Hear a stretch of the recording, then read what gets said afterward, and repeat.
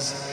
On long desert plain trapped, man loving woman, loving man, afraid, pitfalls.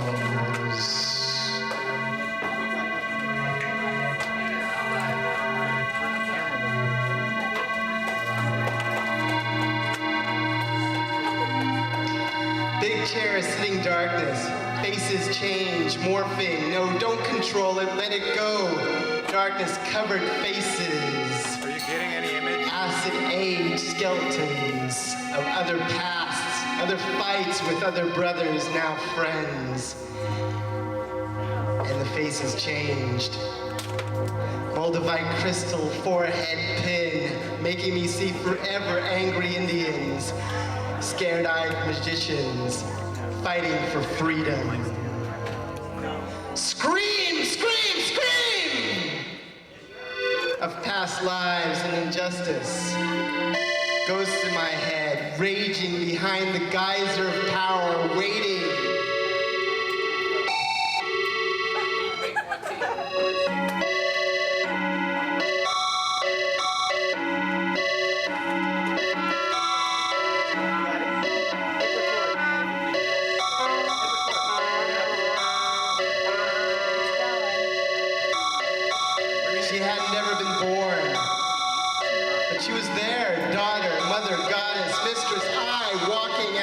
Caverns into sinking mud, then heaven outdoors, doors.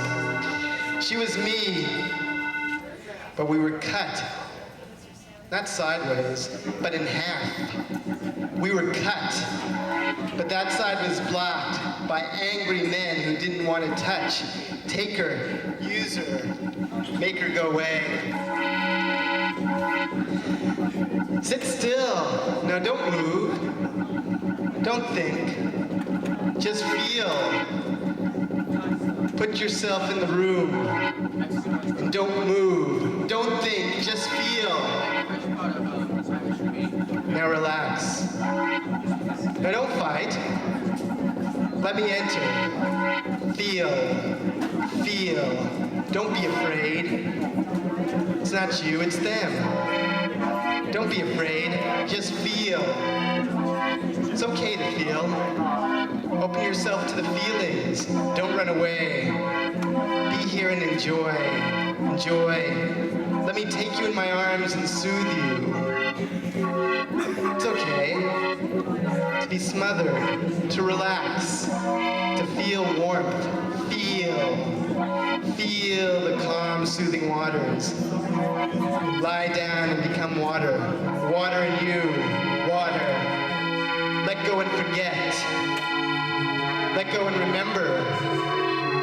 Let me be inside. Let us become one. Forget. Don't fight. Breathe. Inhale and exhale. Be, and I will be you. Relax.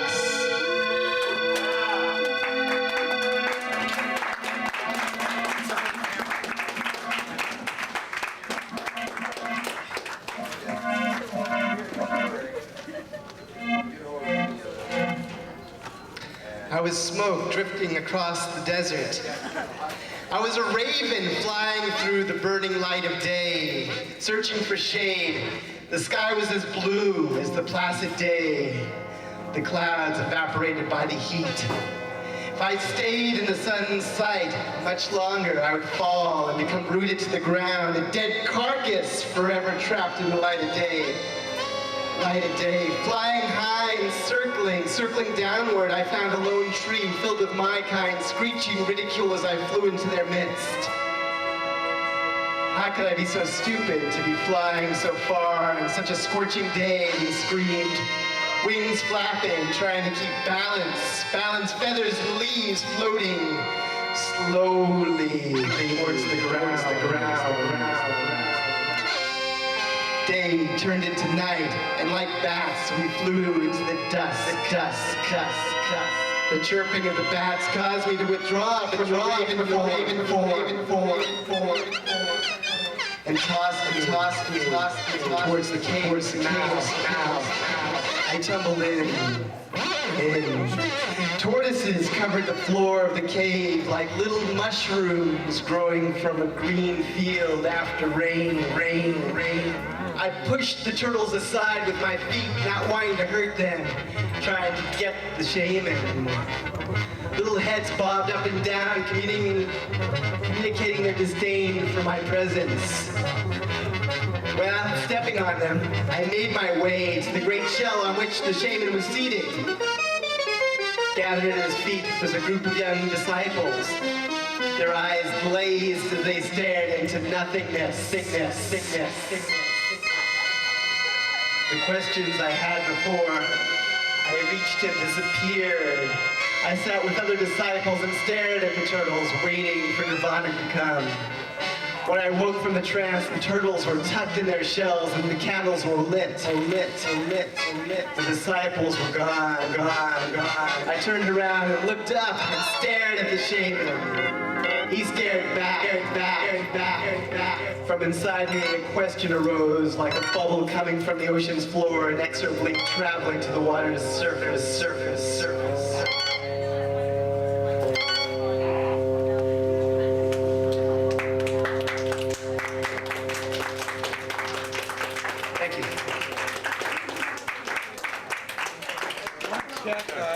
We're not seeing anything on the monitor.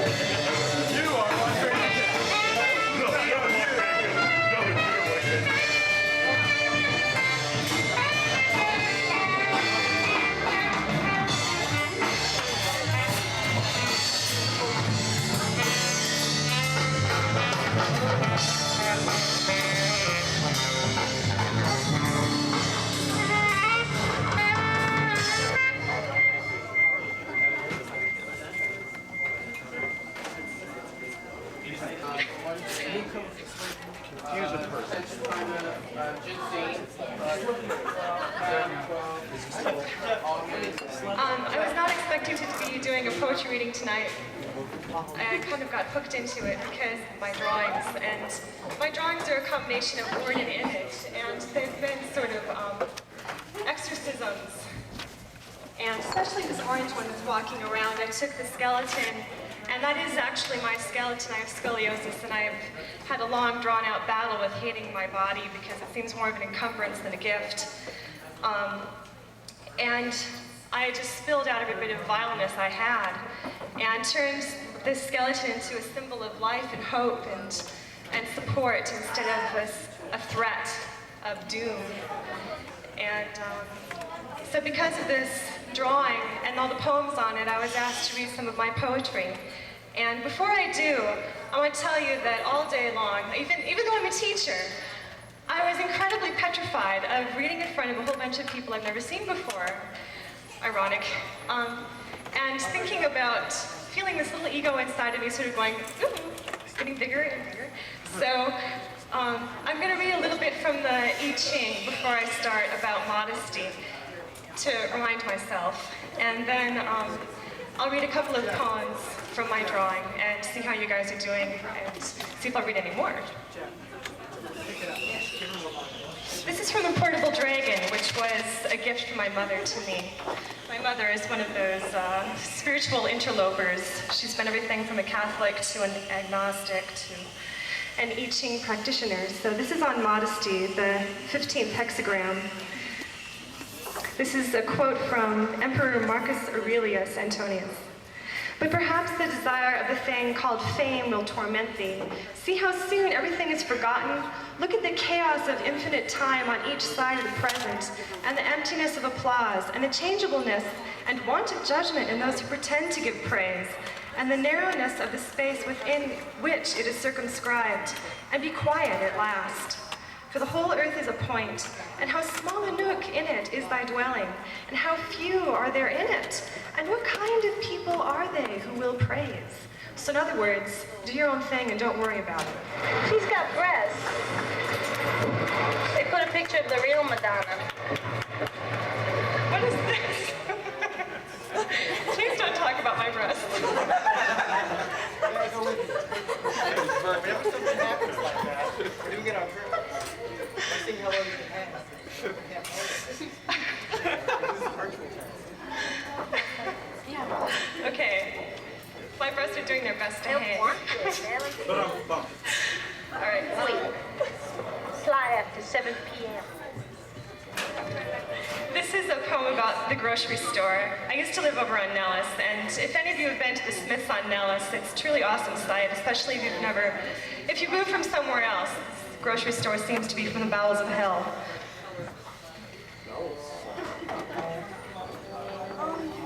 I dread grocery stores. They dehumanize people for me. I am sucked into Smith's by an awesome wall of air, and am instantly assaulted by clamoring one-armed bandits. The obese are lined up at the golden swirl, gobbling before its oven heat of the parking lot zaps their precious tubs of goo. I see a 200-pound teenager straining to push her 400-pound mother in a wheelchair. The mother is holding a basket of fruit on an arm as thick as my waist. I see another woman with a perfect figure and a brood of 6 ill-mannered children. I see the waddling Mexican mother whose babies eat ice from the coolers in handfuls. I see people who buy instant everything and wonder how they achieve their goals. I see lovers fondling next to the lobsters whose claws are kept shut with rubber bands. I see one mom croon to her baby and another curse hers. I see creaky old couples smile at each other over the heads of lettuce. I see caretakers reading prices to the bifocal impaired. I see men wearing women like ungainly bracelets. I see the inbred, the retarded, the awesome. I see the planet dying as they all walk out with plastic grocery bags, oblivious. I buy vegetables, fruit, and tofu, and worry about pesticides and the pending GATT agreement, and write a Greenpeace check and reuse my string bags. I see the dull look in construction workers' eyes as they shovel bulk candy from a barrel. I look at the glamour girls and the trashy headlines to entertain myself, and I feel ugly, poor, and superior. I don't even see the chocolate bars anymore. I'm surrounded by red, orange, and brown, colors that I know are meant to enhance appetite and make me want to leave quickly. I exit through the roaring fall and suck of air, and am scorched by heat as I pass the golden swirl and wonder and wander in the parking lot.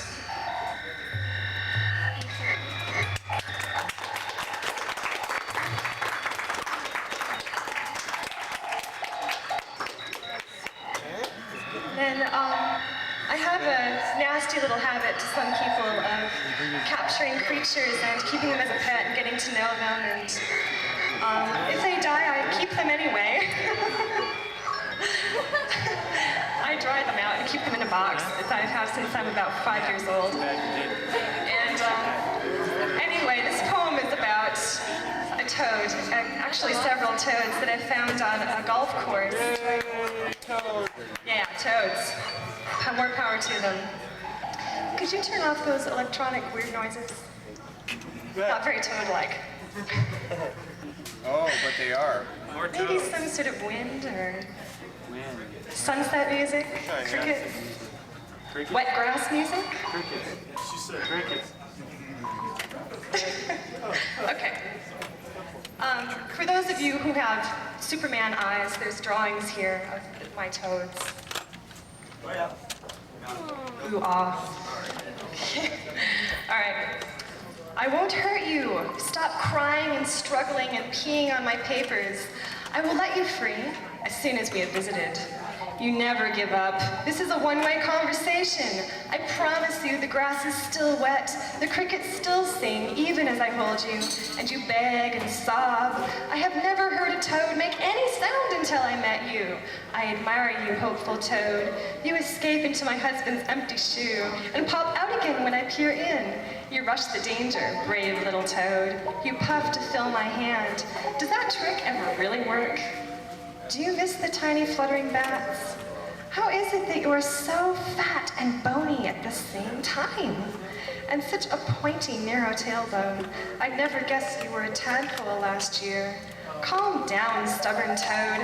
One last drawing and I will let you go. Even your eyes strain and flatten in your effort to escape. Can't you feel my gentleness? Sleep on my red cabbage leaf tonight. I dare not go outside alone with only 4 toes for protection at midnight. I promise in the morning I'll let you go and bring you to your home sweet home in the drainage ditch. Please don't hide and escape. I'd hate to find your mummified body when I move out of my apartment.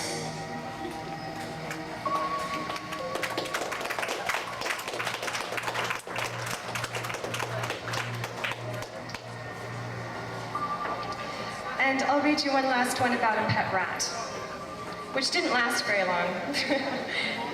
He kept nibbling on things, and they had this male rat has a nasty habit of urinating on everything wherever they go. I had 3 rats. I named them Phobos, Cherubus, and Cupid. And I wrote a linked haiku. So, you putting on some rat sounds?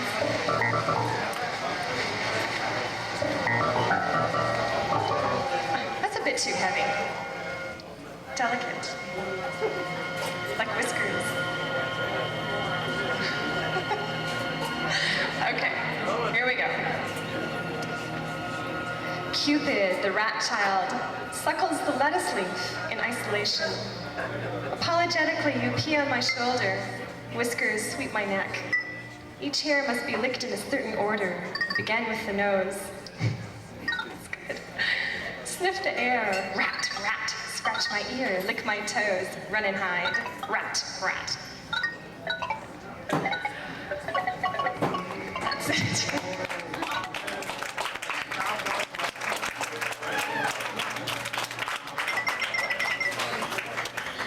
Okay, I'm gonna cap this off with Sharon Olds, Knock You Dead. I love her because she is very raw and not very mysterious. You know those cryptic poets you have to rack your brains to understand? She's not one of them. She's not one of them. Okay. Sound effects for an operating room of a sex change doctor.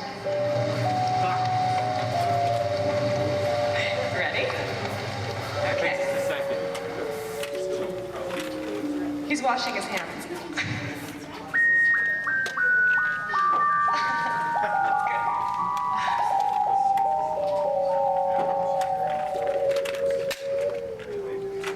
Everyone have their scalpels ready?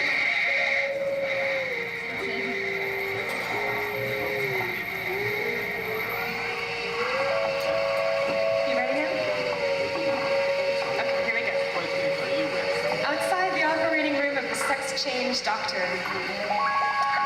tray of penises. There is no blood. This is not Vietnam, Chile, or Buchenwald. They were surgically removed under anesthetic. They lie there neatly, each in a small space around it. The anesthetic is wearing off now. The chopped off sexes lie on a silver tray. One says, I am a weapon thrown down, that there be no more killing. Another says, I am a thumb lost in a threshing machine. Bright straw fills the air. I will never have to work again. The third says, I am a caul removed from his eyes. Now he can see. The fourth says, I want to be painted by Jablin, a still life with a bust of Apollo, a drape of purple velvet, and a vine of ivy leaves. The fifth says, I was a dirty little dog. I knew he'd have me put to sleep. The sixth says, I am safe. Now no one can hurt me. Only one is unhappy. He lies there weeping in terrible grief, crying out, Father! Father!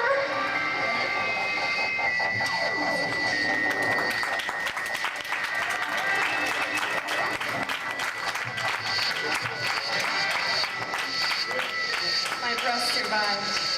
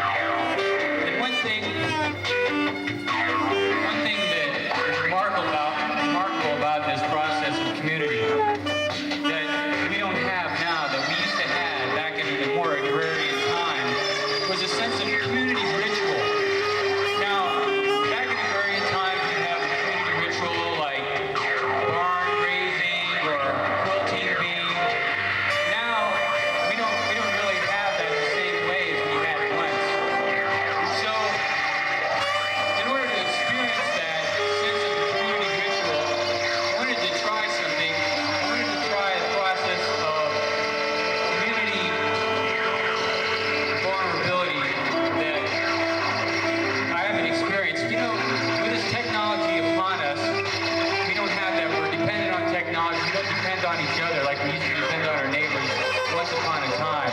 There's this tremendous alienation.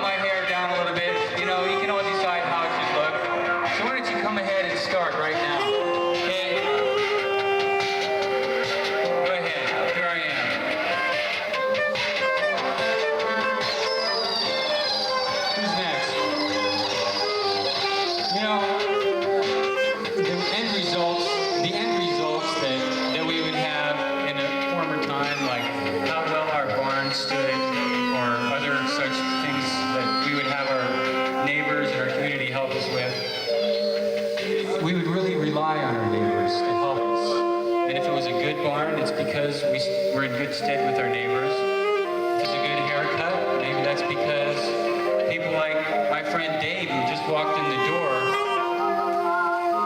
is going to help to give a good haircut. I don't know. I suggested that one friend who's an artist could use the hair and some kind of artistic creation. I don't know. I was going to leave that up to her.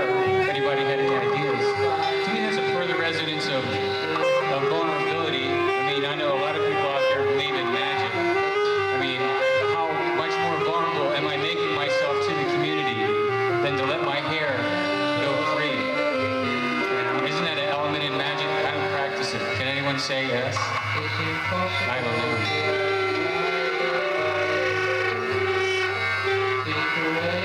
But I look out and I see people that I know. I'm reading them in the local press. I'm hearing them on the radio. I'm sharing different creative projects with them. Hell, we break bread together once in a while.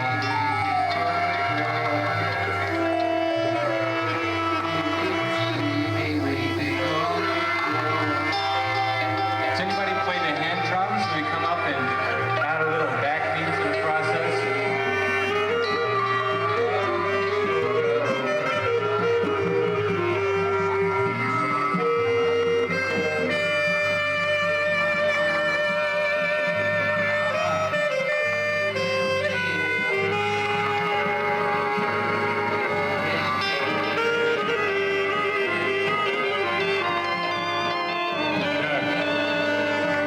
Hold the other side up to their face.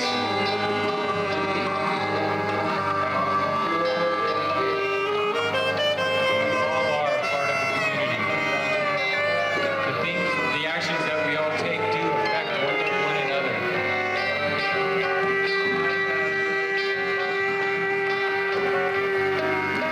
Ultimately, we all are vulnerable to one another in essential ways we may not recognize.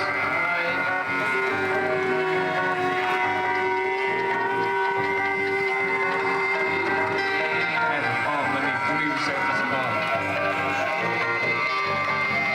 I want you to be my disposable love unit, baby.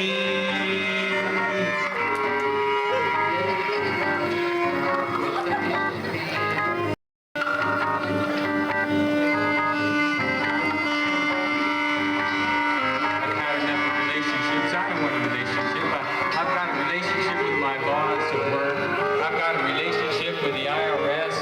I've got a relationship with my hired gun bagman, Cody, lawyer, from my ex-wife. I've got a relationship with a mumble woman who mumbles behind the dumpster, behind the stairway, as she sits there mumbling about loss and loneliness. I want you to be my disposable love unit, baby.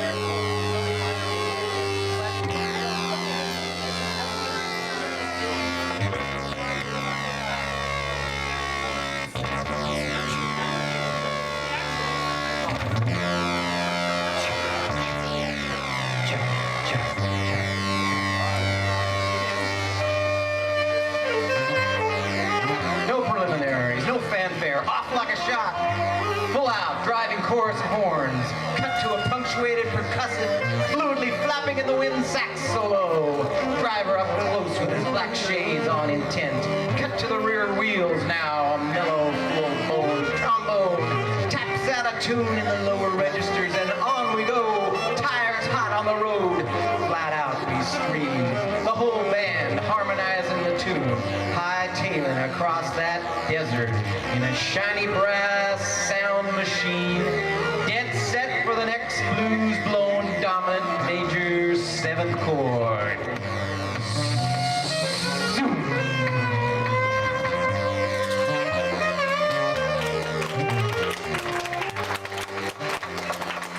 I get tired of having to pay close attention to everything on my plate. A typical problem at lunch is I'm eating beans and rice and I'm afraid I'm gonna look at my fork and just might start eating the report I'm working for the BLM.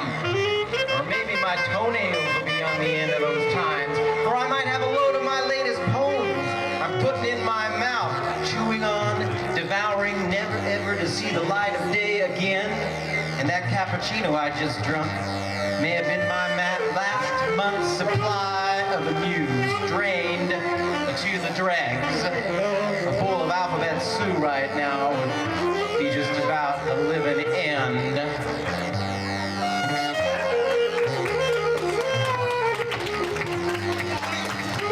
I thank you for your attention. Flying all around, a man with gold frames. A girl with a straw, a boy with a sack, a girl with a belt, a man with a hat, a woman with a child, a man with a garment bag, a man with a badge, a woman in uniform, a woman with big glasses, a man with a keychain, a woman in shiny fabric, 2 girls with plastic bags, a man in blue, a woman in purple. A boy reads the paper. 3 Asian Americans. A boy with a hot dog. A girl with a sandwich. A girl with freckles. A lady with white hose. A girl in a white coat. A woman in a sweater. A woman carrying a coat. A man with dark hair. A woman in a wig. And a woman with large gestures. A man holding a ticket. A girl holding a folded envelope. A woman with a pale face. A woman with lace panties underneath. A man with an NBC peacock coat. A place to stand, to look around.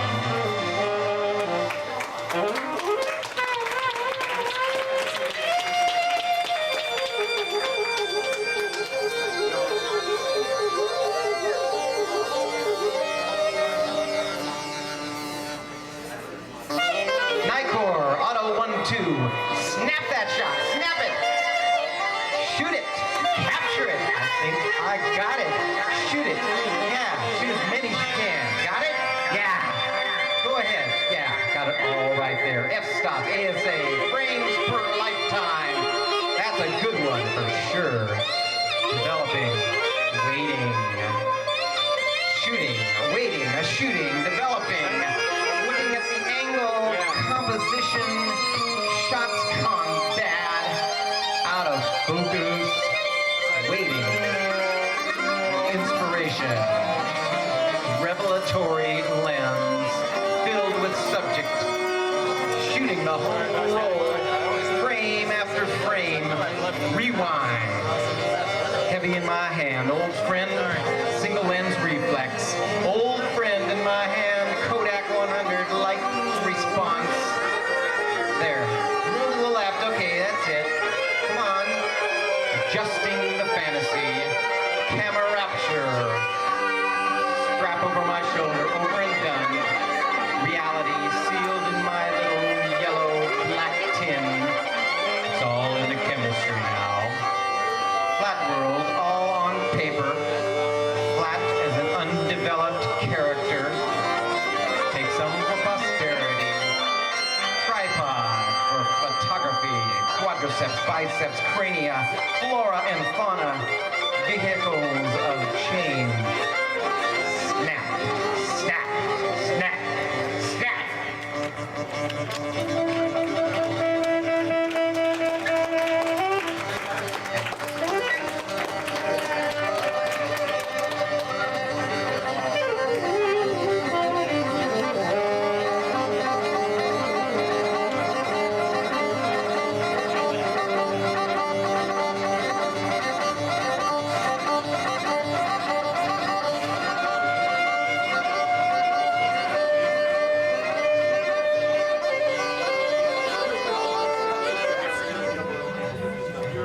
Vegas poem for the downhearted. Desert drink on my table, iced tea.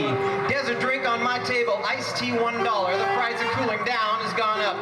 Price of a cool ride, the tab for a crispy trip.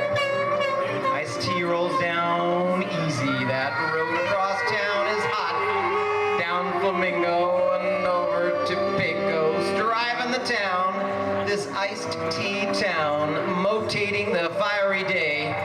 Insignificant prep this month till today. No cooling shade or showers. Need that iced tea correction to my scalding trajectory. I live in an iced tea town. I need that lemon too.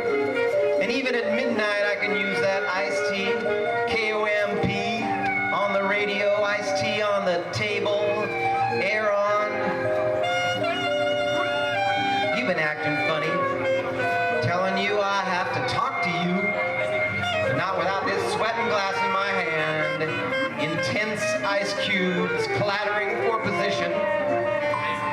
If you do leave me, please leave the iced tea. It's an iced tea town.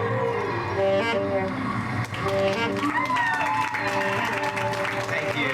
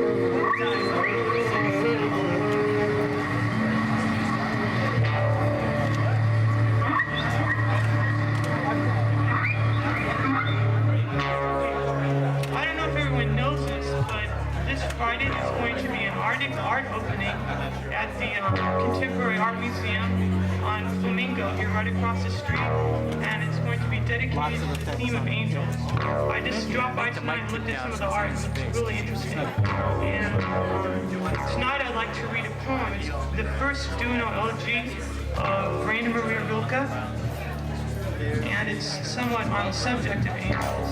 Push the whole mic though. Yeah. Okay. No, okay, never mind. Go ahead. Who, if I cried out, would hear me among the angels' hierarchies? And even if one of them pressed me suddenly against his heart, I would be consumed in that overwhelming existence. For beauty is nothing but the beginning of terror, which we are still just able to endure. And we are so odd because it serenely disdains to annihilate us. Every angel is terrifying. And so I hold myself back and swallow the calm note of my dark sobbing. Ah, whom can we ever turn to in our need? Not angels, not humans. And already the knowing animals are aware that we are not really at home in our interpreted world. Perhaps there remains for us some tree on a hillside, which every day we can take into our vision. There remains for us yesterday's street and the loyalty of a habit so much at ease when it stayed with us that it moved in and never left. Oh, and night. There is night when a wind full of infinite space gnaws at our faces. Whom would it not remain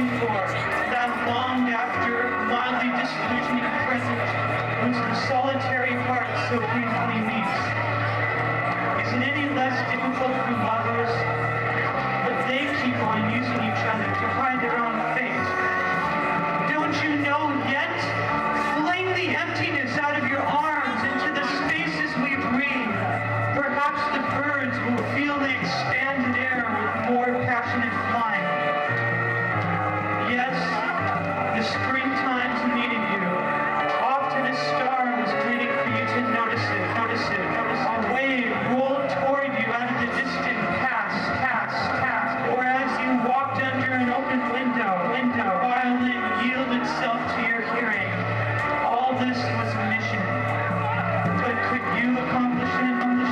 Weren't you always distracted by expectation, as if every event announced a beloved? Where can you find a place to keep her, with all the huge, strange thoughts inside you, going and coming, and often staying all night? But when you feel longing, sing of women unloved, for their famous passion is still not immortal. Sing of women abandoned, you envy them almost, and desolate, who could love so much more purely than those who are gratified. Begin again and again the never-attainable praising.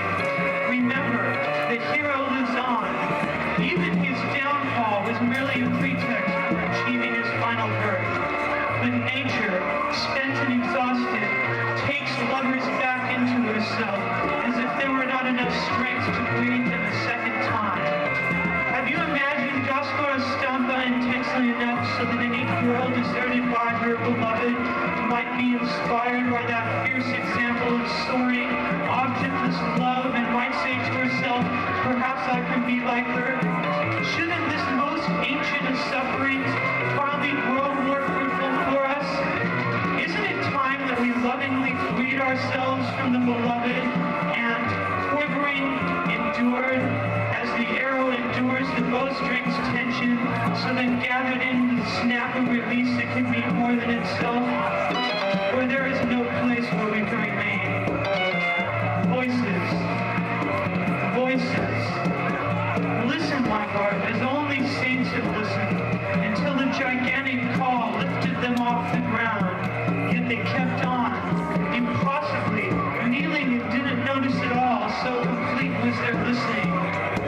Not that you could echo God's voice, far from it, but listen to the voice of the wind and the ceaseless message that forms itself out of silence. It is murmuring toward you now from those who died young. Didn't their fate, whenever you stepped into a church in Naples or Rome, wildly come to address you, or high up, some eulogy entrusted you with a mission, as last year on a plaque in the Santa Maria Formosa?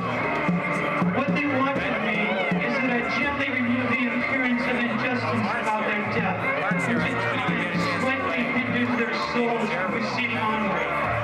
Of course, it is strange to inhabit the earth no longer, to give up customs one hardly had time to learn, not to see roses and other promising things in terms of a human nature, no longer to be what was in infinitely anxious hands, to leave even if one's own first name behind, forgetting it is easy to child abandoned to broken toy.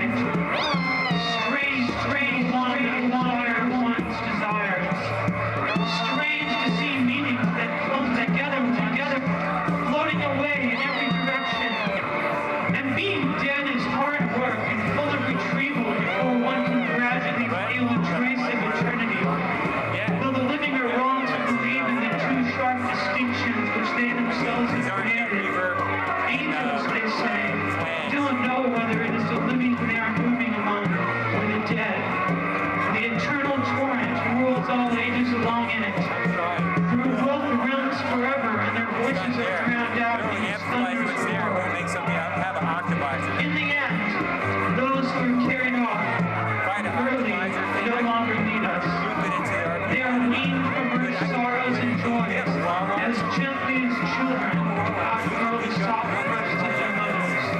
But we, who do need such great mysteries, we for whom grief is so often the source of our spirit's growth, could we exist without the legend meaningless that tells how, in the lament for Venus, in the daring first notes of song pierced through the barren numbness, and then in the startled space which a youth, as lovely as a god, had suddenly left forever, the void felt for the first time the harmony which now enraptures and comforts and helps us.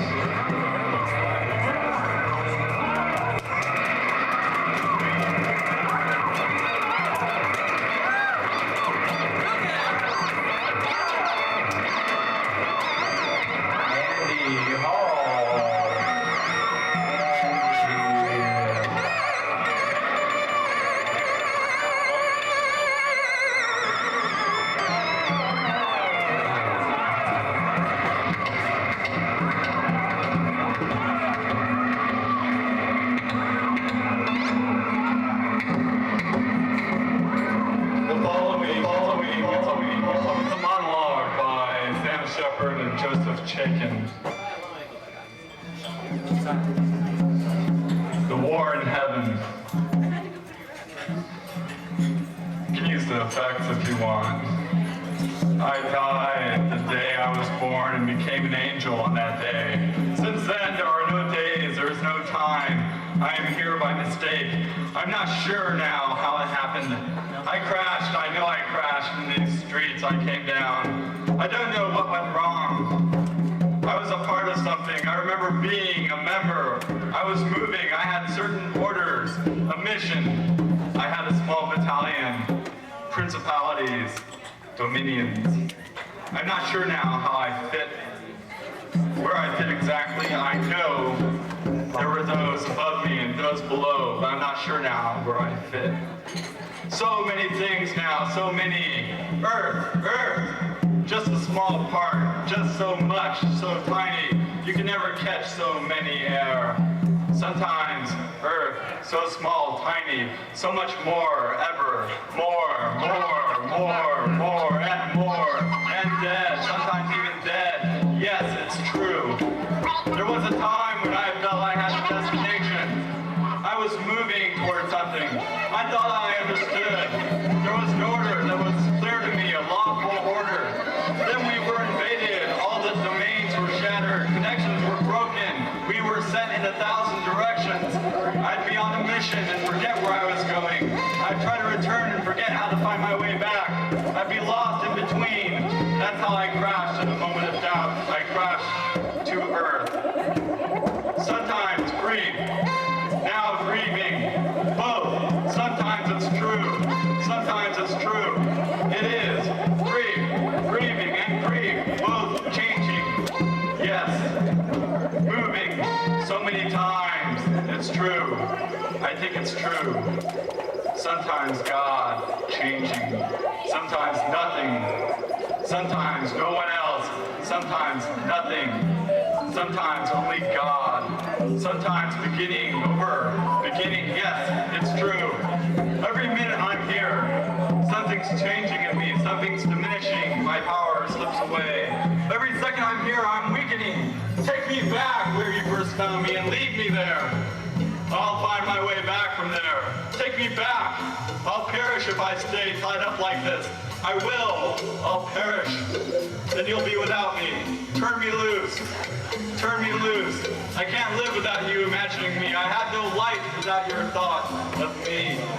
But you can't see me as I'm intended to be unless I'm turned loose. Turn me loose. Turn me loose. You've kept me long enough. Air. Now. So many things. Now. So much. Everywhere. So many. Earth. Sometimes God.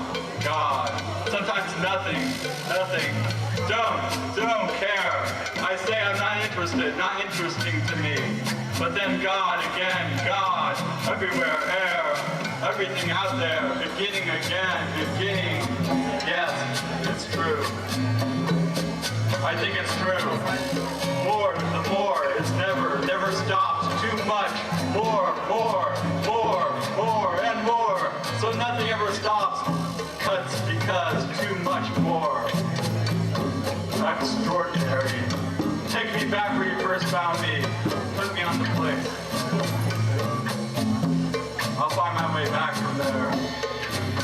down. There was a time when I used to walk and flowers sprang up behind me. Now look, no flowers take me back. There was a time the light from my eyes was so powerful it would blind the sun. Now look, no light, nothing, take me back. There was a time when music surrounded me on all sides, voices, bells, and incredible ringing. Now listen, nothing, no sound but the sound of my voice. Take me back. I'm hovering above myself, looking for a way back in. I'm all around this body, waiting. Turn me loose. Every second I'm weakening. Turn me loose.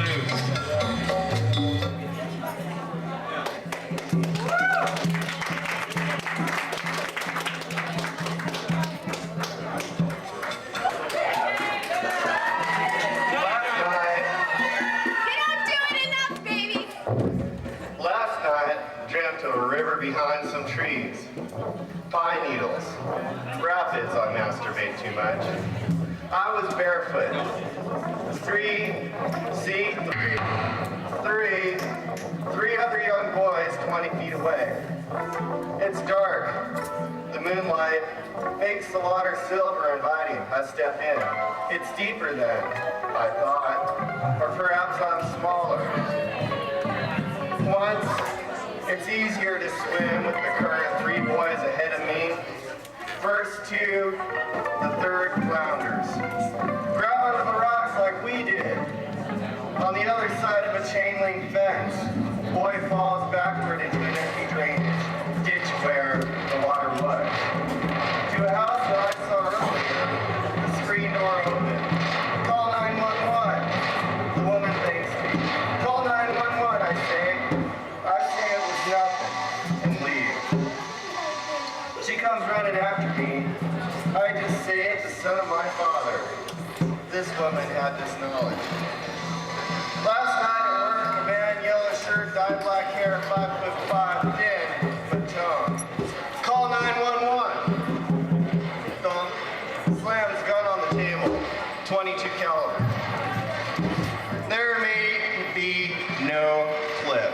I'm calm, as if I were getting someone cigarettes. Dial 911, hand him the phone. He protests, he talked to him. Female operator. There's been an assault by Roberto's on Maryland and Harmon. No one's severely injured yet, but they will be unless you get some squad cars down here right this minute.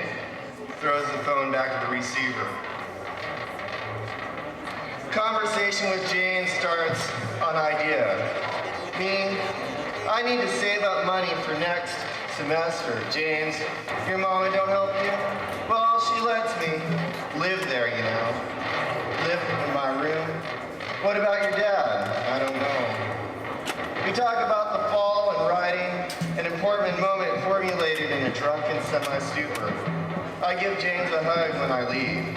He offers to paint the van for free. I say I'll think about it. I choked when I told the story about the gun the first time.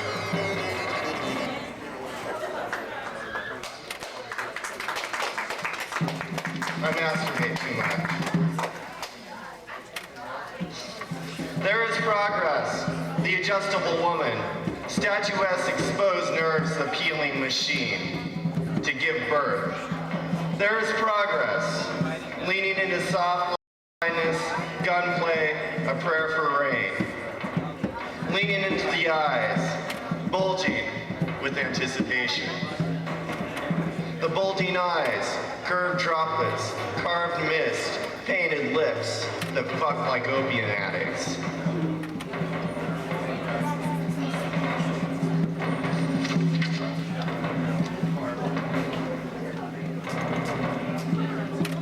A step up to one, godhood, the shining light. I remember the first time I tripped, walking home from the sound of falling money in a city made of light. Lucifer Christ, sometimes I kill myself.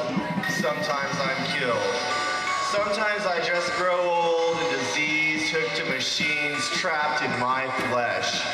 Why do they keep my life going on to live forever?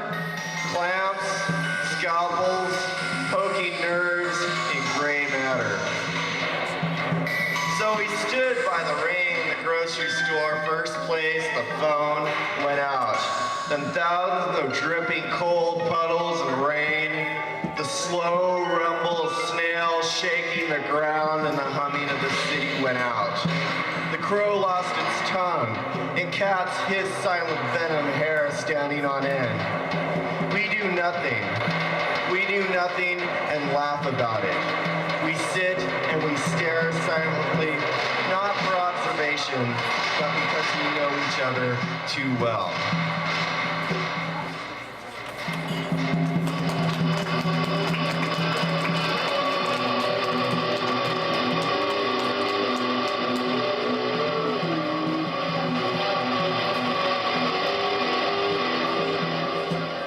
My God, the noise is burning my brain. No matter how hard I try, I can't find anything in this fucking journal.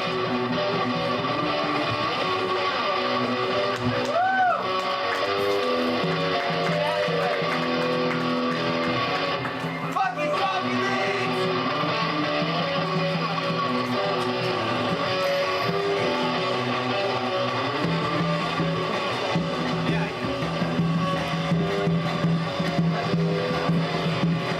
And rolled. It pressed a crunching path across with dust. I held my hand at table's edge and caught it in my palm.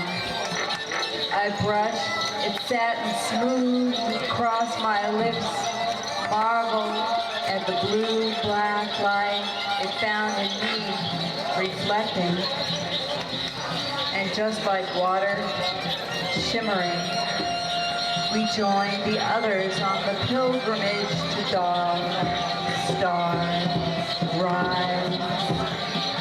Touch the stars we both have, Pearl and I, and more than once, and farther stars each time.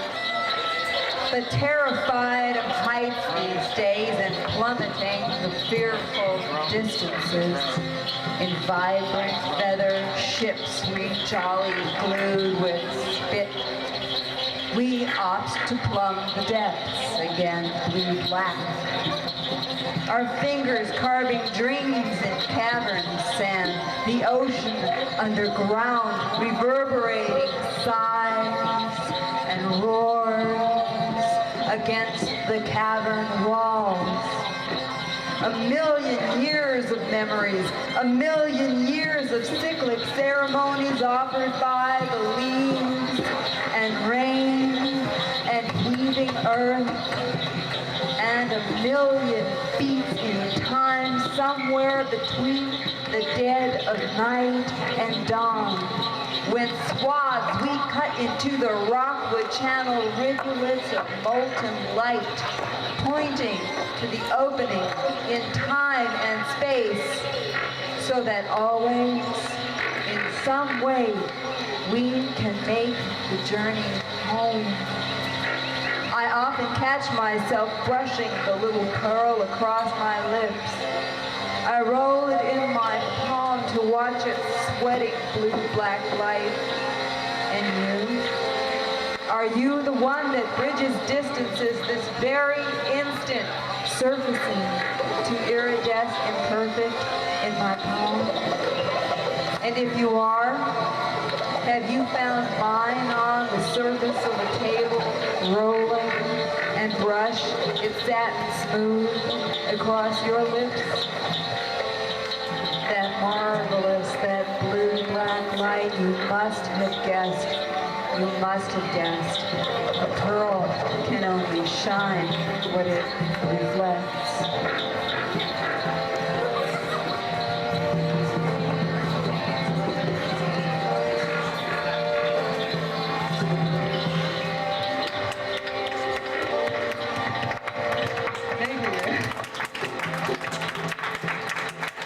The sigh was an addition later added. Ocean. fleckle, let ripple, rise, water, swell, splash, and glitter, hot, cooling, wet, moving, curl, splash, and droplet spray, splash, and droplet spray, splash, and droplet spray, droplets to pool, to river, to ocean, tongue, rings the bell at the mouth of the bay. Heaven is full of slender winged birds, powdery gray, flutter higher and sweeter, call gulls made of paper, call higher and higher, flick shadows on ocean. Black, cool, and rippling, rise, water, swell, splash, droplet spray, splash, and droplet spray. We'd like to put money on that Gina.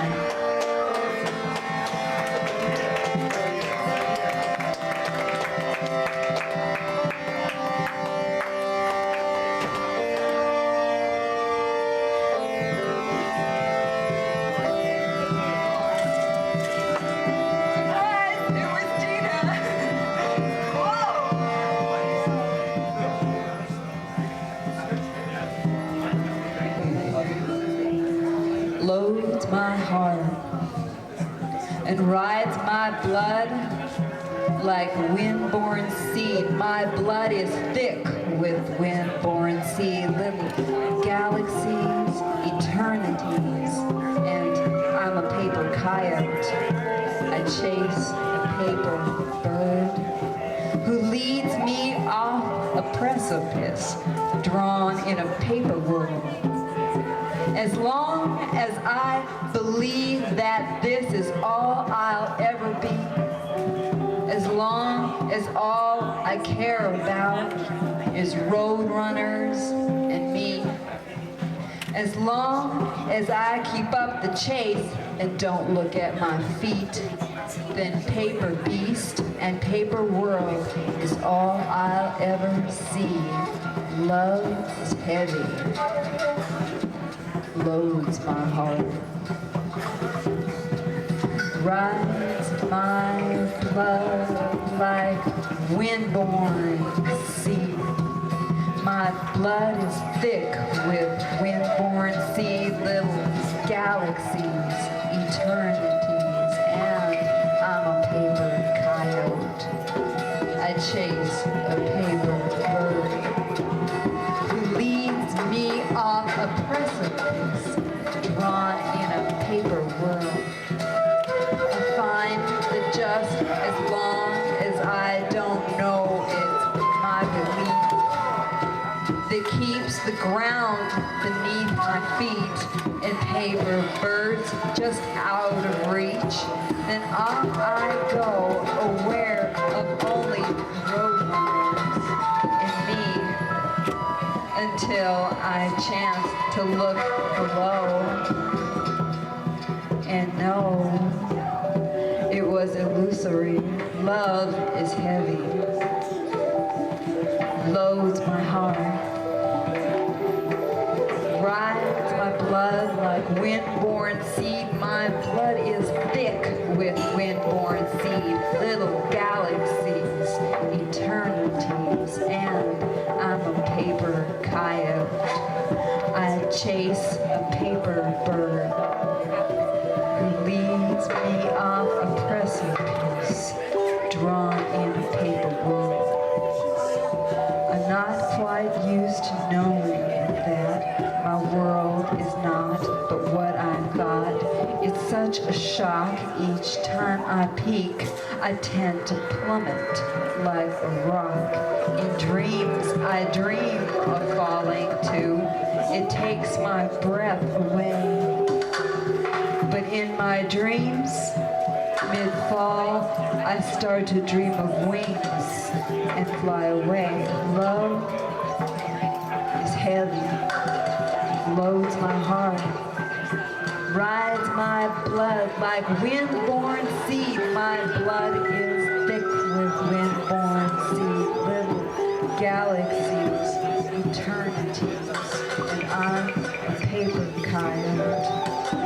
chase a paper bird who leads me off a precipice drawn in a paper world.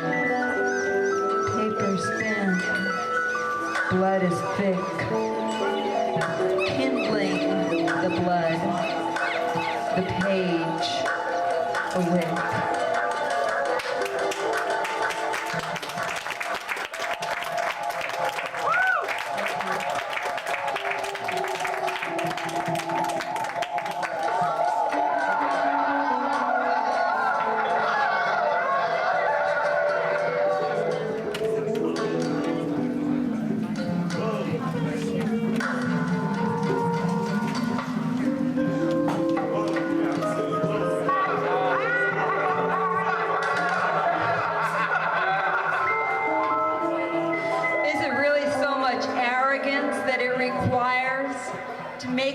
I can touch you with these.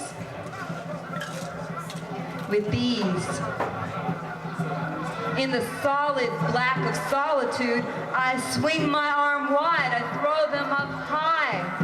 The places they stick are stars in the sky. In the sky. I listen to yours spill like beads on my glass floor. Occasionally, you can touch me with these. With these. It is peacock blue on black pages, flares up hot like that, like 3 on a match. 1 I jump, 2 I aim, the 3rd I catch. I catch. God. I believe more than I should. In the beginning was a word, and the word was good. And then grace, when we fell, and our tears were a flood. I read between your lines, fill your spaces with blood. Words are all I have to reach you with. They cut a path. The only chance I had of ever finding you was these. Words ignite the clouds above the sea and filter the peace into bits we can keep, bits of radiant, moistening, malleable fleece. The peace. Words are how you found me, fast asleep. I was dreaming. The only way I recognized you was in these. In these. You called in words that wore a magic cloak that warmed like the spring and blanketed me with showers that soften and sprout frozen seeds, God. I believe more than I should. In the beginning was a word, and the word was good. And then grace, when we fell, and our tears were a flood. I read between your lines and fill your spaces with blood. Is it really so much arrogance that it requires to make me believe I can touch you with these? With these. In the solid black of solitude, I swing my arm wide and throw them up high. The places they stick are stars in the sky. In the sky. Thank you.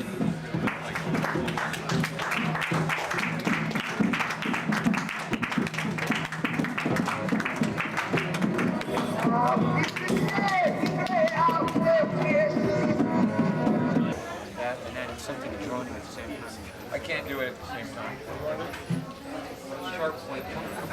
Real Chicago. Yeah, you have something.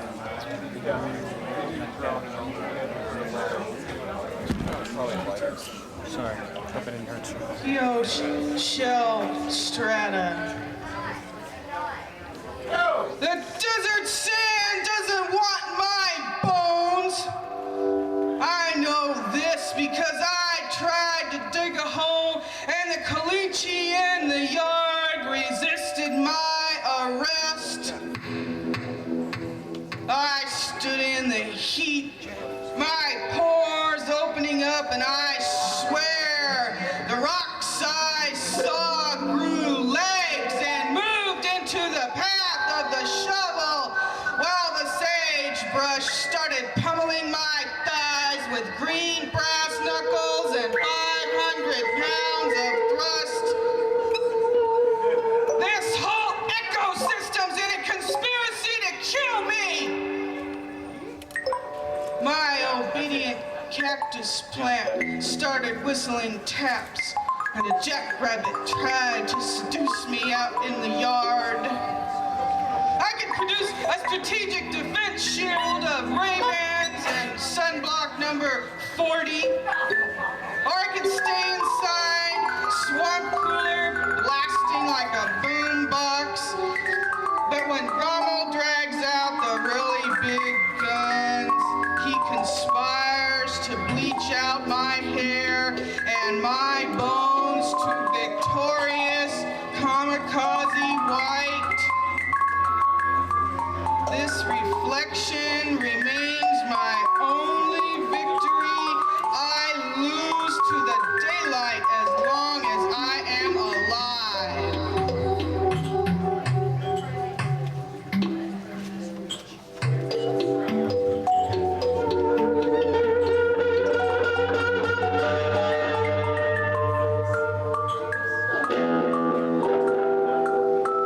There's a dog in that doorway, laughing at me, sniffing at the greenbacks crumpled in my pocket. He's a coyote. This is the desert, and I can buy lunch for 49 cents or a bus ride for 2 times that. With the money in my pants, I can go all the way to the Union Plaza, hop a freight, and shake off that Jones everybody gets in Vegas. Watching cars and buses peeling off the skins of beautiful women, single, beautiful, and single deck 21 nickel poker steak and eggs for $2.99. This whole town's a great big carny game. I can win cash only, checks, cash, cash instantly, no out-of-state checks. Take a sniff and pull it out.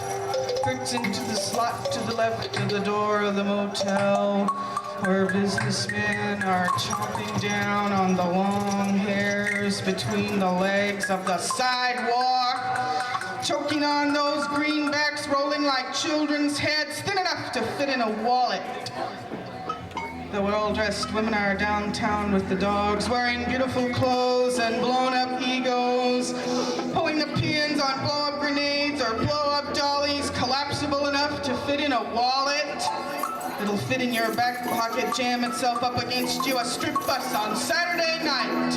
Ports itself inside you, sucking on the breast of the greenback, living on Fremont and Las Vegas Boulevard. A hungry-faced, starving child, wasting for a 10-spot, never quite full. This street never ends. This sale goes on forever. Our doors never close. Your uncle in the furniture business cries out, "I can finance you!"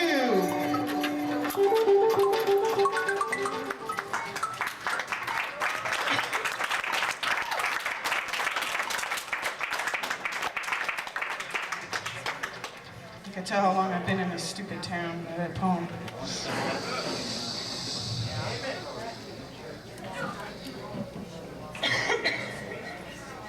I just want to tell you this next poem, if you would like to see this woman in real life, she really does exist. And she's at an antique store. She used to be over at the Gemco swap meet. The process of emotive reaction is often archetypal. I will open myself with a primitive knife blade and we will see how this could happen. Underneath my technology, the process of my experience will surely be visible using the simplest of tools, a stone axe, a rattle, perhaps a fetish. And the laughing surgeon, clutching shinier tools, will never care how the anesthesiologist works. A shaman. Bring me a shaman. Find that marriage basket. Merciless Lord delights in the heat of my blood, scratches the surface of the inside of my fever, and pulls out a primitive fire. Remember to bring the stingray spines and hold my head during birth. Where is he? Where is the shaman? And what has happened to this ritual? The woman who sold me this bear fetish had the long yellow teeth of old women.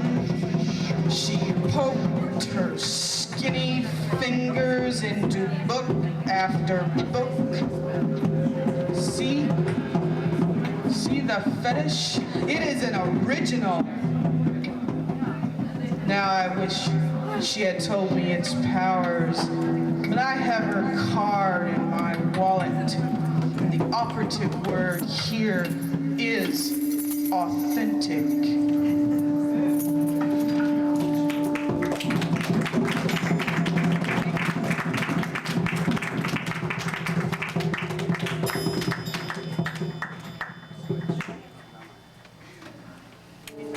When I began to heal, I released the things supposedly necessary. I let loose of that handle and stepped over the white line no one may ride forward of. Stood in the stairwell of the bus, watching Griffin Park and Los Feliz Boulevard whiz by at something slower than light speed. Suddenly becoming available, I could touch them, and my hands knew what my cortex had known all along.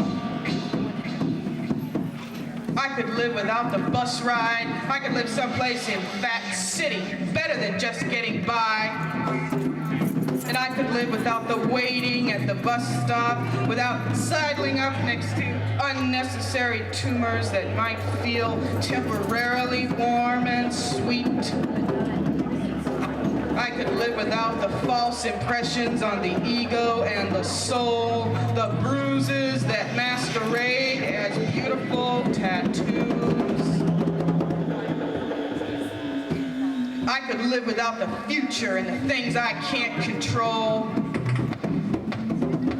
So I let go of that handle and took hold of the things whose destinies I can't determine. I started moving the furniture around, touching on physical changes, left only my photographs motionless. For they are the only stills in this moving picture show, this bus ride, this magnificent trip that I can let go of anytime I choose. Thank you.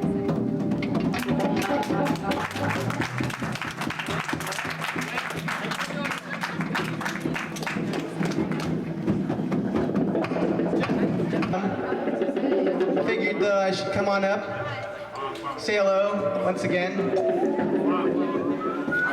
Hello, everybody. This is Jeff Morris. Jeff's in charge of the sound. Jeff is... This is Doug. Virtual Doug. Virtual Jeff. We've got Cody Miller helping out on keyboards tonight. Everybody give Cody a big round of applause.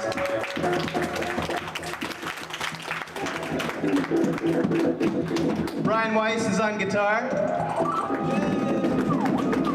Brian from Mad Planet. The resident house drummers, Marvin and Eric, doing percussion. And up next, we've got the ever-wonderful, ever-entertaining Matt Berliner. Everybody give Matt a big round of applause. Matt.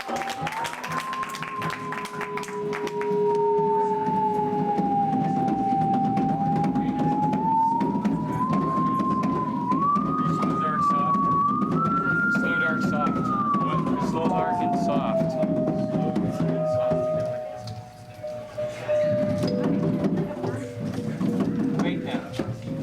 What a contraption. This is something I wrote today. It's called Purple Jaded Flower. Purple jaded flower, purple jaded dream, purple jaded nightmare, purple slated scream. A voyeur's fading daisy, wilting in the grass. Come on, people, come on! Let's get that feeling, let's go that go and walk that walk. It's not that far off with your sandals off. Sit up from your chairs and take off your shoes, man. You know what I mean. Go and water that flower. You know that flower. The purple flower snaps and bites and licks and sucks your hands. Taste your own, taste your own, taste your own. Take it, taste it. Take it and pluck the petals off one by one. Throw them up in the air so they catch the rain before they hit the ground. And now there sits your naked flower. It shakes and it quivers. But there are others. Look out the window and see the millions of purple soldiers at ease. How quickly you forget. Purple jaded flower, purple jaded petals that pierce your skin. Don't let the rain get them. Don't let the rain feed them. They will feed, they will eat, they will grow. The flowers will feast on your delay as you stare from your reverie. They grow. They go around the house so tall, so big that the sky is only purple. Only it's not sunset. Purple jaded flower, purple jaded dream, purple jaded sky, purple jaded scene, and the scene is set. Come on, people! We gotta go, we gotta walk that mile. Come on, we gotta go. But wait, even without sandals, that mile stretches 10 miles full. My memory reaches long, says the old man inside of you. That mile not as long as we fear, I say. The purple is our friend. It will take the lead, I guarantee it. But we can't, you say. It will cut us and pierce our skin. If that is true, then we are trapped in this house. And we have to smile. We cannot frown. If we frown upon ourselves, we will surely die. The sky has hints of blue, but the purple holds its grip. The stars will soon come out and show us the pathway. The path that reaches 1 mile, only 1 mile. Come on, people, let's go. We gotta take that ride. Kick off those sandals. We got it. It's only 1 mile, man. It's only purple. It's only flowers. It's only a sea of flowers. The petals will be our transport. The stars will show us the way. Purple jaded flowers, that's all they are. Purple jaded flowers. That is the only way. Listen to me. Come on, people, we have to go now. We must go. Come across the fields, across the sky. The petals will not stab. The sky will hold. Trust the purple. Trust me. People, please. Trust our stars.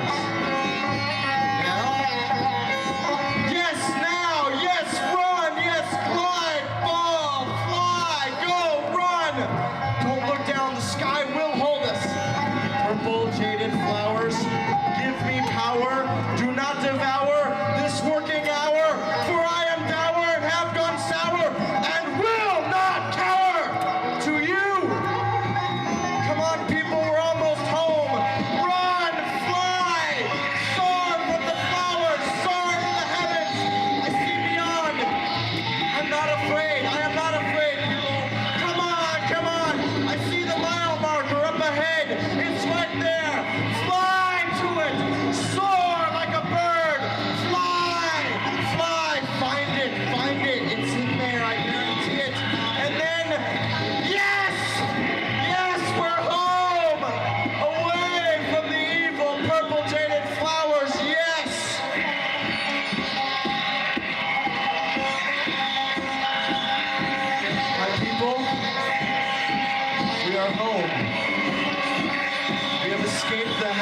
of flower guards around it.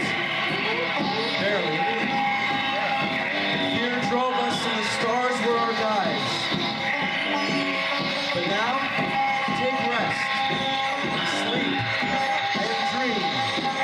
And dream of a world where purple jaded flowers cannot be seen.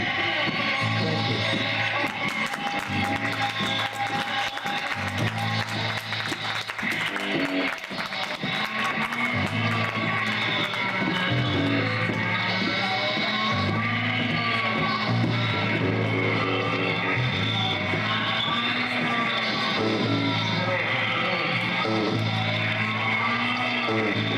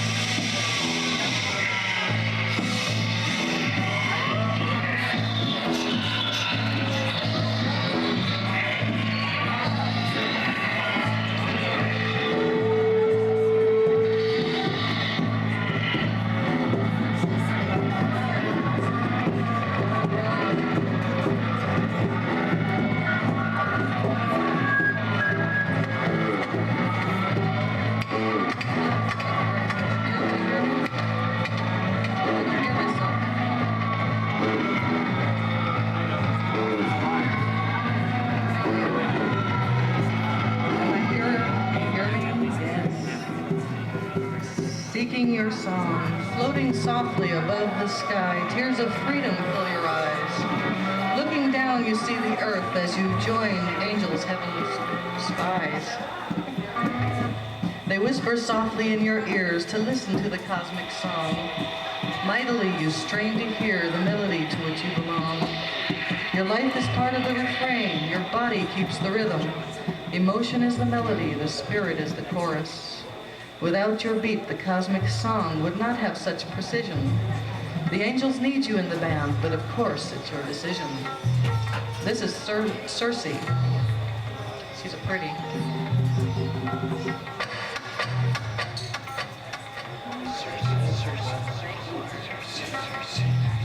Life begins.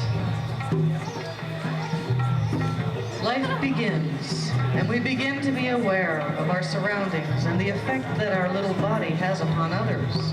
And we cry when we're hungry, and we cry when we're dirty, and we cry just to hear ourselves talk.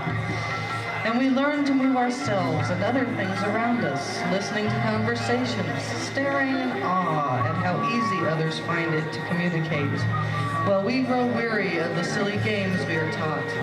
And we begin to look inward and ask the question of the ages, who are we? And life begins. And we begin to be aware of our feelings and our thoughts, pondering all questions with the intensity of sages. And we cry at the thought of being alone. And we cry at the fear of things unknown. And we cry just because it feels good to release. Learn to love learning, and on occasion learn to love loving both ourselves and another who is older and a bit wiser. But we find that perhaps we are the wiser for having given of ourselves, and we begin to look further into a future which no one can see, and we ask ourselves the question of the ages, why are we here? And life begins. And we begin to be aware that our life is finite and we can't go on forever, even if we'd like to. But our genetics can, so we cry when we don't know why. And we cry when we find the test was positive. And we cry tears of joy at the life growing in us. And we learn to love someone we don't know, but actually know quite well that all mothers have had the same thoughts and feelings. And the birth is a miracle, and we read parenting books and realize that others knew just about how much we know. And they did fine, so we relax and do fine, and the children grow away. We're left asking ourselves the question of the ages. Where are we going? And life begins. and we begin to be aware that our thoughts are leaning more to the past, and our body is not as flexible. And neither is our mind, and we cry at the loss of our youth. And we cry just because we've earned the right, and we learn the hard lessons of old age, and the glory in the works of our past, and glory in the life we created, and those whom we have affected. And the effect of all these musings turns us inward to find the little child we once were.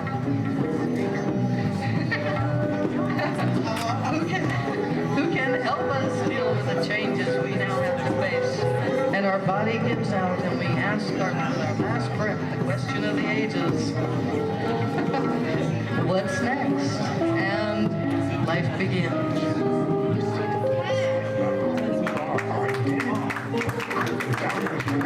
Live our lives. And it isn't limited to something like whether or not we think we're smart or stupid. You say, well, I would never say I'm stupid, I'm smarter than that. Well, maybe you put it in the area of that I'm a procrastinator. See, it's different to have been a person who's procrastinated at times, or to procrastinate in a moment, than to know you're a procrastinator. Once you decide that's who you are. That works. Ride the ride of life. It only goes round and round. It really spins fast at night.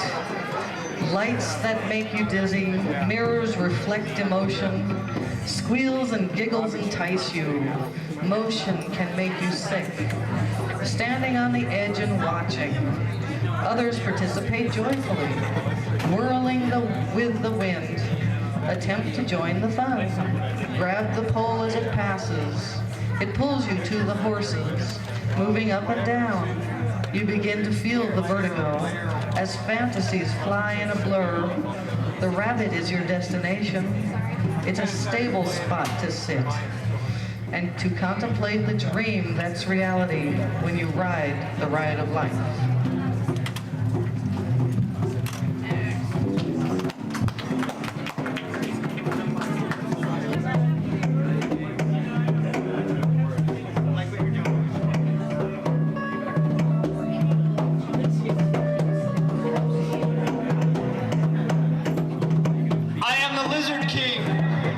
Chicken wing.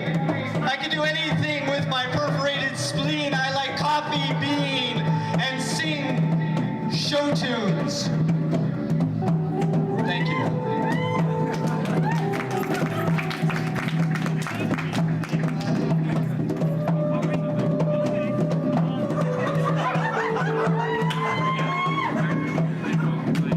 I saw him. There's a chick dancing naked by the fire. Poetry is cool, huh? I have a poem in my pocket. I'd like to share it with you. This poem is called Addiction, and I wrote it. I've been writing it for a really long time. I just can't stop writing it. It's called Addiction. Did I mention that? Phil was obsessive. Phil was addicted to everything. Phil couldn't stop anything he started, but sadly, he couldn't finish anything he started either. Phil was stuck in the mud with the truck of his mind and his thoughts that were lodged under the wheels of this truck that was his mind couldn't provide enough traction for the wheels of the truck that was his mind to do anything but spin. Metaphor. Phil was addicted to sex. Metaphorically anyway, because he wasn't getting anyway, and that dismayed him since he was addicted to sex. Phil was addicted to sex. He looked down at himself naked on his royal blue satin sheets and obsessed, and thought about sex a lot, and he thought aloud about his genitals. I have a nice penis, he said. More people need to know about it. My penis could be the next big fad, he thought, and then he thought some more. I have a kinder, gentler penis. My penis is user-friendly. My penis is crisp and clean with no caffeine. My penis has a first name. It's OSCAR. And from that moment on, he called his penis Oscar. And then he slowly faded to sleep, quirkily dreaming that his penis could be the next pet rock. Phil had had a drug addiction. He was addicted to drugs. Phil had a drug addiction. Cocaine was his drug of preference. He was blowing $2-3 a day on the wicked white rabbit. A $2-3 a day habit. He checked himself into rehab and all the other junkies mocked him. No respect, $2 a day, ya pussy. Sure, he could have told him, I use coupons from the manufacturer, but he didn't think that his thrifty ways would impress anyone, so he simply became addicted to heroin to get everyone at the rehab off his back. And let me tell you, mister, he was up to $11 or $12 a day on the wacky smack. Until he lost interest and got hooked on television, where he is today watching every professional wrestling match on the USA Network. He's loving it. He's eating every morsel of slam bam wrestling entertainment. He's addicted to it. He's an addict. I'm on 10 here. It's the Macho Man versus Dork the Wrestling Clown on TNT. Macho's winning, he's losing, he's winning, he's losing. He's out of the ring, he's back in, and he's out of the ring again. He's hurt, and Dork the Wrestling Clown is jubilant. Macho is down, and he climbs under the ring. Dork laughs in his brawny, robust, laughing clown way. Dork knows, using his wrestling clown super sense, that Macho will be crawling under the ring, all the way under the ring, and emerge from the other side to try to trick him. But Dork is ready. Dork is waiting. There is a rustling from the other side of the ring, and sure enough, he emerges from beneath the ring, but wait! It's not the Macho Man at all, but a midget wrestler with a Macho Man wrestling mask. Where is the Macho Man? Who is this midget? Dork laughs at the midget. Ha, ha, ha. Dork laughs. Laugh, Dork, laugh. Phil, you remember our addict, Phil? That's what this damn poem is about, Phil. Phil laughs at Dork, who's laughing at the midget wrestler. The midget wrestler is shaking his midget butt at Dork. Shake, butt, shake. Dork goes after him. Dork chases the midget around the ring. Dork gets tripped by the Macho Man, who is lying under the side of the ring, and wait. Dork gets his head smashed into the turnbuckle. Dork is rendered unconscious as the Macho Man flings him into a double scorpion submission hold. Macho Man wins! Macho Man wins! Way to go, Macho Man. And Phil, the addict, watched it all. Every turn of this match, alone and naked on the royal blue satin sheets, a 7-Up on his nightstand, a slice of bologna in his right hand, and a bottle of Robitussin shouting from the medicine cabinet, "Drink me, drink me, drink me." And he just might do it too, after wrestling is over. Thank you.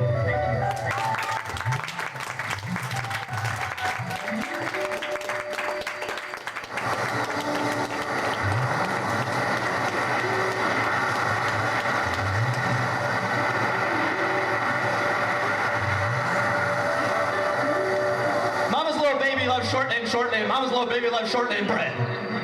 Just thought you'd like to know. This poem is called Behind the Scenes.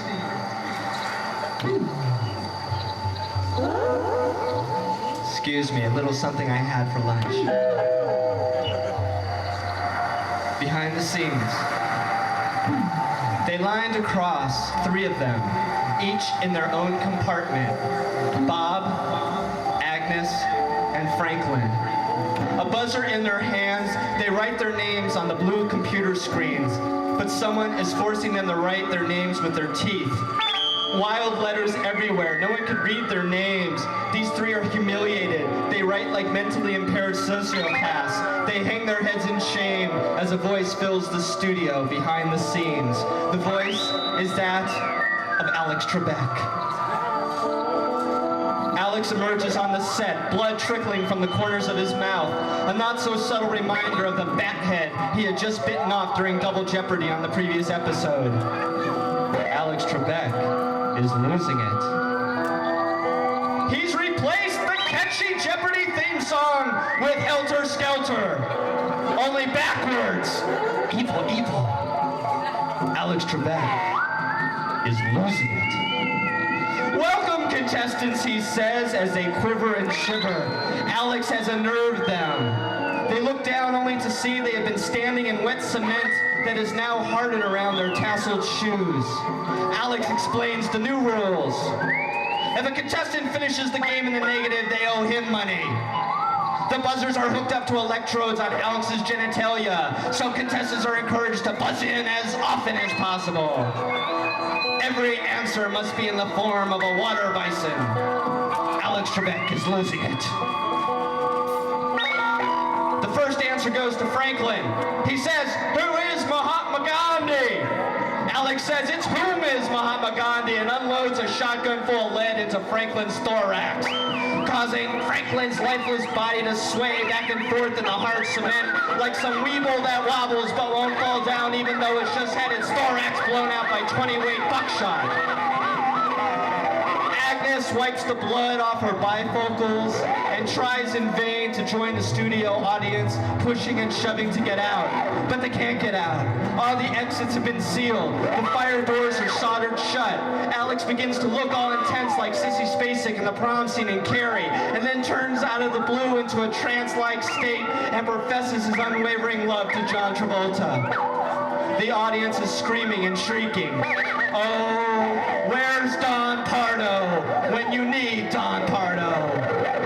Alex snaps back and tells Bob, "Hey, Bob, tell us a little bit about yourself." Bob is in a trauma stupor. All he says over and over again is, "My name is Bob, my name is Bob, my name is Bob, my name is Bob." Alex tells Bob he's pronouncing his name wrong. Alex doesn't like sloppy pronunciation, Alex says as he cocks his shotgun. Bob shuts his eyes and turns his head. Agnes is incessantly pushing her buzzer, trying to hurt Alex where it hurts. To put him down, but the jolts just seem to energize and excite Alex. He begins asking potpourri questions, but each and every one of them is about Wink Martindale. Alex drops his shotgun and begins giving out pictures of himself in the nude as party gifts, claiming he's replacing Rizzaroni as a San Francisco treat. You all think you know the real Alex Trebek. You don't know crap. Thank you.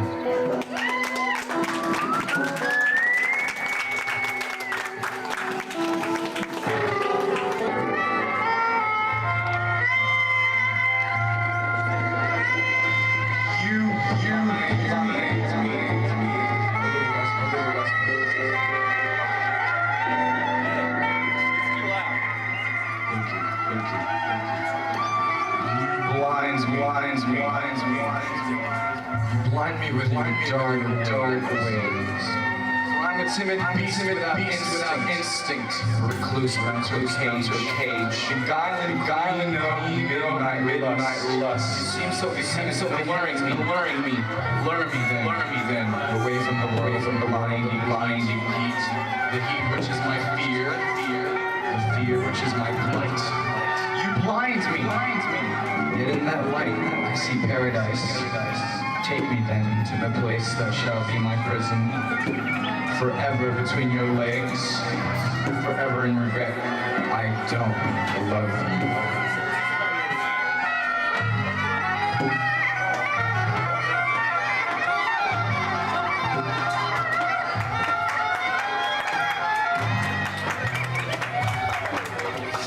Full Moon Cafe. Welcome April diners to the Full Moon Cafe. Wrap your jaws around your knuckled roast of memory, garnished with blue-headed bats, castrated by small white ladies who lie on tangled formats. Cheer the return of the flesh-wearing ghost, refurbished and bearing the throbbing post that tickles, torments, taunts, and guides him. Make way for dirty old Adam, cold as a devil's prong and long as a widow's memory. Whatever he said before, assuming corpse position, should never be confused with a simple lie. Truth is the telling, the specific subject and predicate are only a prop. This is the way the dead man rides. Thump, thump, thump, thump, thump. With a shiv stuck in his hump and his feet in a bucket of brains. Welcome, Aprilish diners, to the Full Moon Cafe. Maybe the wine is not so parlez-vous, but it does what wine is supposed to do. Lets you get reasonably drunk without throwing up or going blind. Wherefore we sing, here's to the ladies we all adore, and to dirty old Adam who sleeps with a whore. Here to the lady with sugar plum breath, and dirty old Adam who screws her to death. After this, it all gets ugly. Good to stay away a couple of 3 dozen years. Let Elizabeth get on with the dishes. Adam Cadman burn of dust. Raised in scandal, wed and lust, hanged, shot, stabbed, and drowned, stands arisen eagerly crowned. Welcome, able diners, to the Full Moon Cafe, beneath the perpendicular shaft of tuneless lunar light, where the prodigious promise stands erect, topped off with a subversive purpose, red-eyed and anamonically complete, the resurrection of human meat. Welcome, able diners, to the Full Moon Cafe. Poem by Robert Hunter.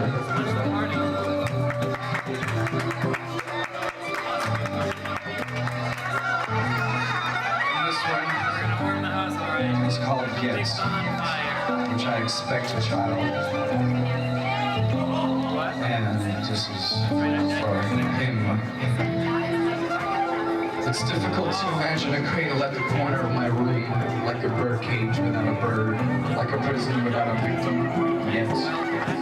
I can't imagine an infant in my arms, its supple self depending on my promise of its life, its fragile form so needing, on my love and my all. It's even harder to imagine a woman in my bed every night to sleep with my life, and more my winter will. A woman in my world, exiled to my imperfections, and always there with summer smiles. It's also strange to imagine a whole new life and a child to name mine, and a wife to say, I love you too, yet mean it. Do I dream, and what of them left to the falling stars? I don't know, yet.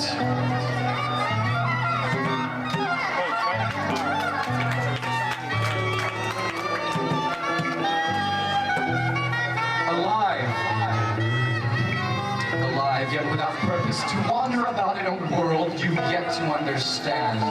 Alive, yet not knowing what after may mean, you've yet to fathom. Alive, to live a life, there's so much to learn, you've yet to realize. Alive, to breathe air, to run, to sing your soul, you've yet to herald it. Alive, to see many die, tears to paint your sorrow, you've yet to feel it. Alive, almost with death, fearless anticipation, you've yet to know. Dead, I do not know what it means or what awaits. I am still alive. I've yet to caress it. Thank you.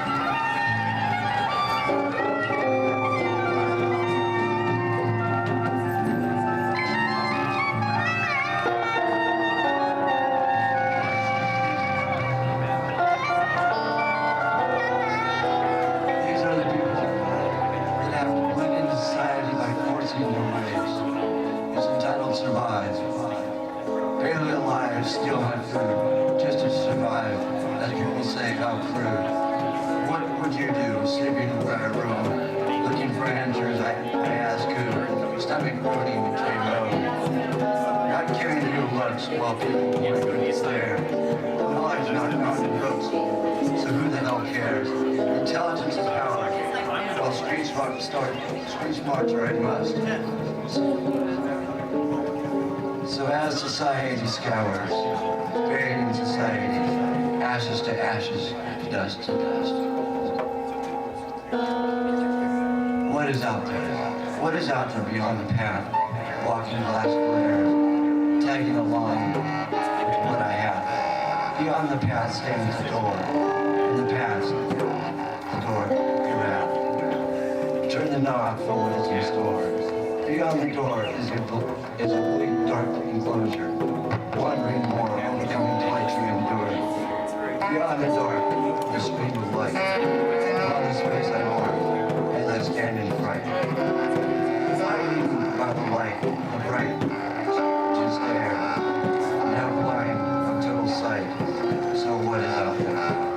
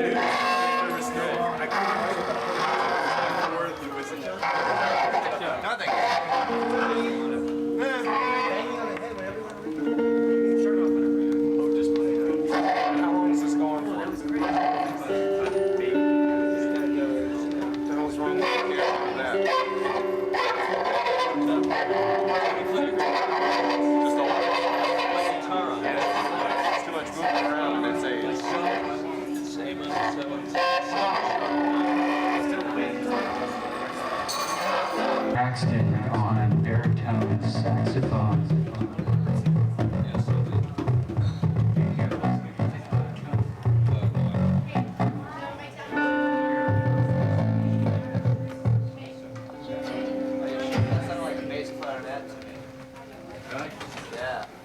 Maybe it was the bass clarinet.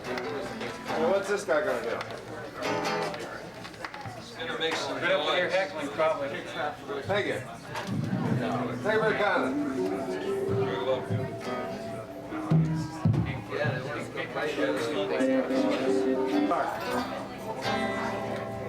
Go ahead, play it.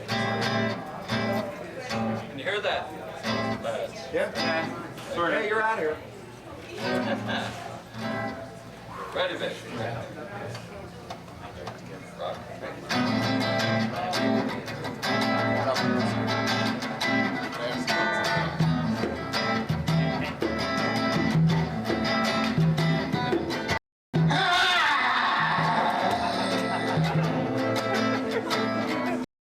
Scared of your body on the street, Lincoln. Yeah, spread your soul over that track. They threw that diddy-cum shoe space in the jar house, and an old man peels off his face.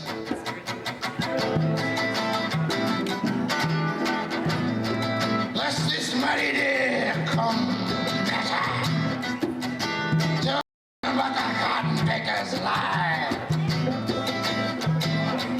Where the sun sets back and exhales her weed on the world, there'll be nothing but a matter of time.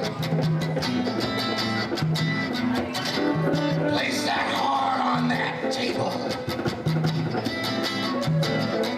Let her beat out her rhythm blue. The night comes rushing in with a blade in his hand. There'll be nothing this sweet day can do.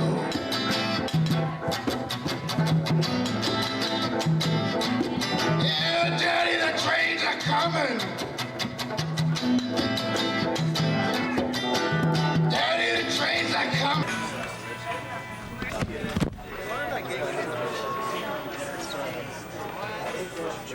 That's not even connected. That's not connected.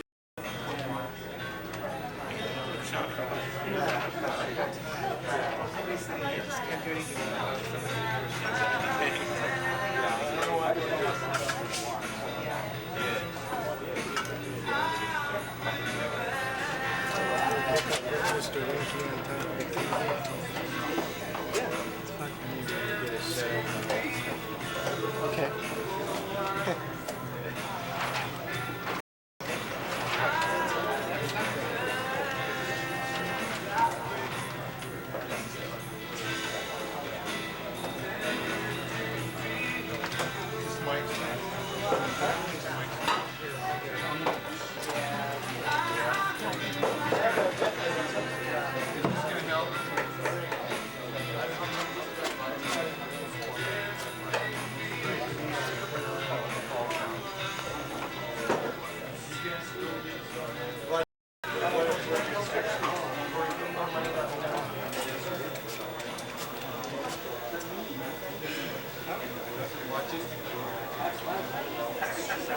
Jeff decided he thought to get something to eat, so.